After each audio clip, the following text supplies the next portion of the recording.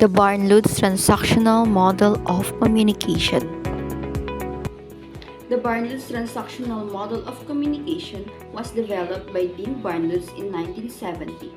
This model emerged in the United States as a response in the earlier linear model of communication, which primarily viewed communication as a one-way process.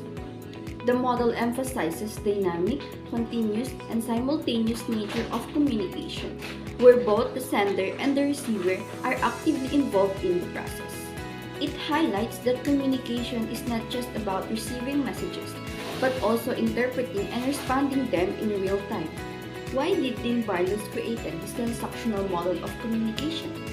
Dean Barnlund'S created this transactional model of communication to show that communication is dynamic, ongoing process where all the participants are simultaneously senders and receivers. It emphasizes the continuous exchange of messages and the influence of context and noise on communication. In personal life, this model is relevant because it explains how communication is not a one-way process, but involves mutual feedback, adaptation, and shared meaning. Example is when a teacher is explaining a complex math concept. While speaking, they notice several students look puzzled. Based on this feedback, the teacher decides to slow down and use simpler examples. Meanwhile, some students raise their hands to ask clarifying questions. This interaction illustrates how communication in the classroom is transactional.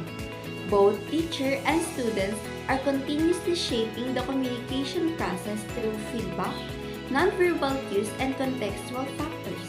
In this scenario, Barnlund'S model emphasizes that communication is not a one-directional lecture, but an interactive process where both teacher and students adjust to each other in real time.